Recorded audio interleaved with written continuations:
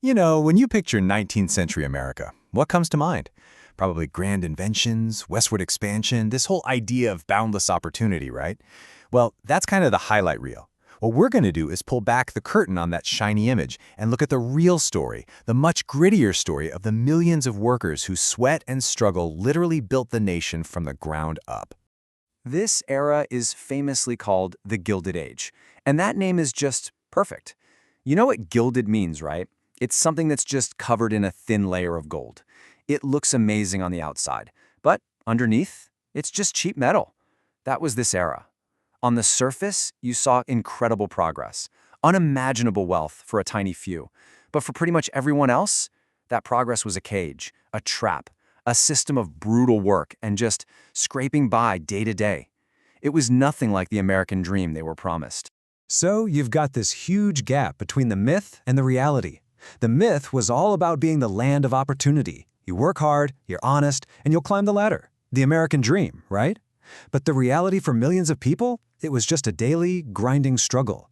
Forget climbing the ladder, the goal was just to not fall off.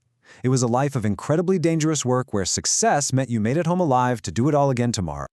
So, who were these millions of people living this reality? I mean, it's easy to think of them as just numbers in a history book, but these were real people. They were the engine that powered the entire country and their daily lives. They were shaped by a reality that honestly is tough for us to even wrap our heads around today. All right, let's really dive in. Let's try to get a feel for what that daily grind was actually like. And I'm not just talking about working hard. This was something else entirely. This was about your entire life being completely consumed by your job. So who is doing all this work? It was a real mix of people. You had folks packed into factories in the fast-growing cities. You had crews of men out in the middle of nowhere laying down railroad tracks connecting the country. You had miners going deep into the earth. A huge number of them were brand new immigrants, showing up with big dreams only to find a harsh reality. And for just about all of them, getting an education, that was a luxury they couldn't even think about. Okay, get ready for this number. 12 hours. That was the average workday. Just think about that for a second. 12 hours. That's not just a number on a page. It completely changes what a day even means. It changes what a life can be. And what does a 12-hour day actually mean for a person? Well, you're working 6 days a week. That means you leave for work when it's still dark out, and you get home when it's dark again. Your life literally wasn't your own. It was run by the sound of the factory whistle. You had just enough time to shove some food in your mouth and collapse into bed before you had to do it all over again. Family time, rest, forget about it. And as if the pure exhaustion wasn't enough, the work wasn't just long, it was deadly. Just try to picture it. Loud, filthy factories with zero safety laws. None.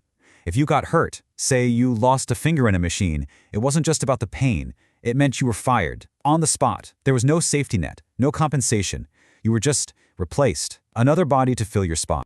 So you're putting your life on the line every day, working yourself to the bone, for what? What was the payoff? Well, the reward for all that was just enough to survive. The whole system was basically designed to trap you and your family in a cycle of poverty you could never escape. The wages weren't just low. They were dangerously unstable. I mean, there was no minimum wage. Your boss could decide to cut your pay just like that for any reason he wanted, or for no reason at all. Imagine that level of uncertainty. Your family could be perfectly fine one day and facing total disaster the next. And this right here just lays it all out.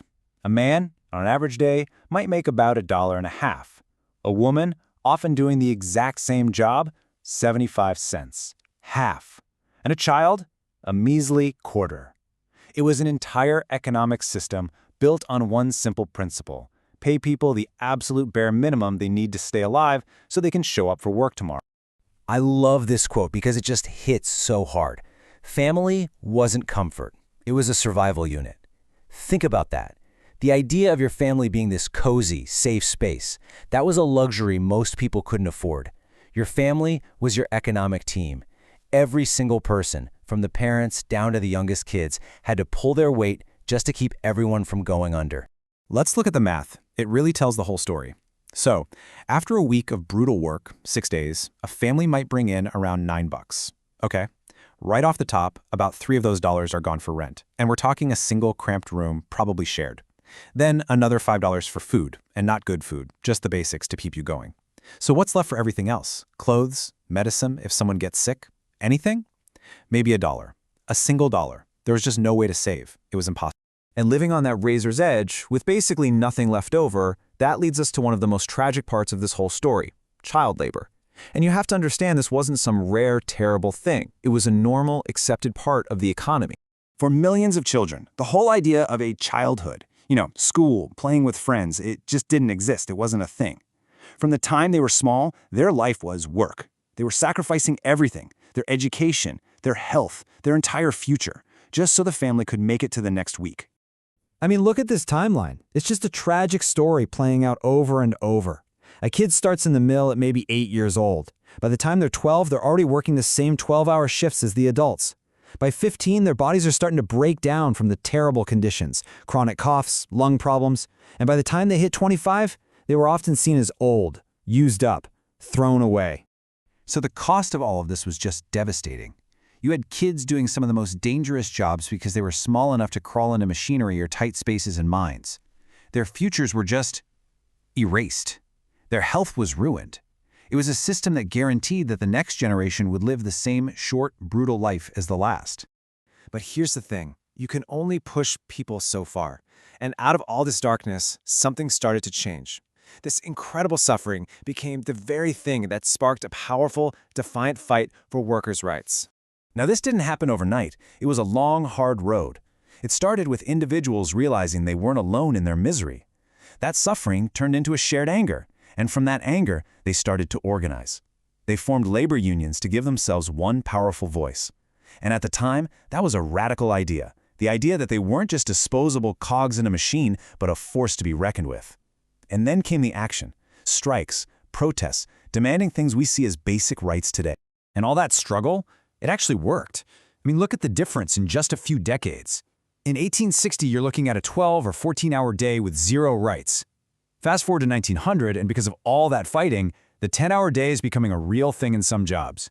You're seeing the very first laws to protect kids and keep workers safe. Unions are starting to have real power. Now, it was far from perfect, but it was progress, real hard-won progress. Think about your own life: the 8-hour workday, the weekend, the fact that your workplace has to follow safety rules, the right to even form a union. Every single one of those things that we just assume are normal, they weren't gifts. They were bought and paid for with the blood, sweat, and perseverance of these very people we've been talking about. So that really just leaves us with one last thought. The next time you clock out or enjoy your Saturday off, or just know that your job is basically safe, think about it. What other rights do we just take for granted every day? Their struggle is our inheritance. It's a legacy that isn't written in gold, but in the long, hard fight for simple human dignity.